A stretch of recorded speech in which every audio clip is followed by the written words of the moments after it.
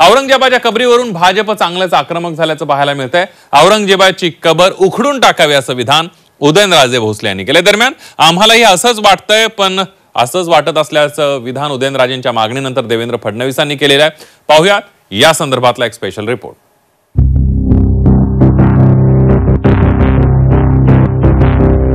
खोदून टाकायला नसतं काय, किती लागतं? एक जेसीबी मारला, खपकीने गेलं की गेलं, त्या टाकून कुठेतरी। आम्हालाही प्रत्येकाला असंच वाटतं, फक्त काही गोष्टी कायद्याने करावे लागतात, कारण ती संरक्षित आहे। गेल्या काही दिवसांपासून औरंगजेबाच्या कबरीवरून भाजप चांगलीच आक्रमक झाली। औरंगजेबाची कबर उखडून टाका असं विधान उदयनराजेंनी केलं होतं।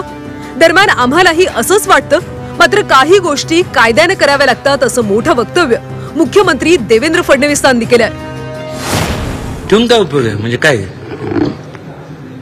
तो लुटायला झाला होता, चोर होता तो, त्याचं उदात्तीकरण काय करायचं? ते कशा करता हे काय? आणि जे लोक दर्शनाला जातात त्यांना सांगा घ्या, त्यांचे वंशज आहे का ते दर्शनाला जातात? घेऊन जा, तुमच्या घरी ठेवा ना। मग नाही तर तुम्ही जावा, जे औरंगजेब कुठनं आला होता, तुम्ही पण देश सोडून जावा, कशाला थांबता येतं? खोदून टाकायला नसतं काय, किती लागतं?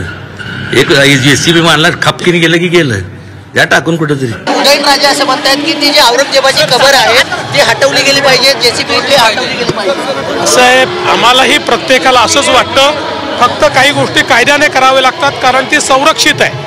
जुन्या काँग्रेसच्या काळामध्ये ASIचं संरक्षण मिळालंय त्याला। उदयनराजेंनी केलेल्या मागणीनंतर वडेट्टीवारांनी देखील औरंगजेबाच्या कबरीबाबत वक्तव्य केलंय। औरंगजेबाचा इतिहास काळा असल्याचं त्यांनी म्हटलंय, त्यामुळे त्याच्या कबरी संदर्भात राज्य सरकारने विचार करावा असं देखील वडेट्टीवार म्हणाले। ही प्रवृत्ती जी आहे औरंगजेब, ही प्रवृत्ती होती, त्याला धार्मिक दृष्टिकोनातून बघता कामा नये। धर्मांध तर तो होताच, तो म्हणजे धर्म वेळाच होता। धर्मांचा विस्तार करण्यासाठी अनेक हिंदूंना त्यांनी त्या काळी पाठवलं सुद्धा होतं, त्यामुळे त्याचा काळा इतिहासच आहे। अशा व्यक्तीची कबर महाराष्ट्रात आहे, ती जर उदयनराजे म्हणत असतील तर सरकारने त्या संदर्भात योग्य निर्णय घ्यावा। दरम्यान काही दिवसांपूर्वी नितेश राणेंनी देखील औरंगजेबाच्या कबरीबाबत एक विधान केलं होतं। महाराष्ट्रात औरंगजेबची कबर नको ही भावना सर्वांचीच असल्याचं वक्तव्य मंत्री नितेश राणेंनी केलं होतं। उस गंदी जी की कबर हमारे इधर क्यों रखनी चाहिए?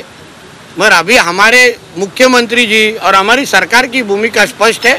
अभी कभी का क्या होगा, कैसे होगा, वो आपके बोले बिना होगा, क्योंकि जब कोई भी गढ़ किल्लों के ऊपर जब कोई कार्रवाई हुई है तभी आपको बताया गया है क्या?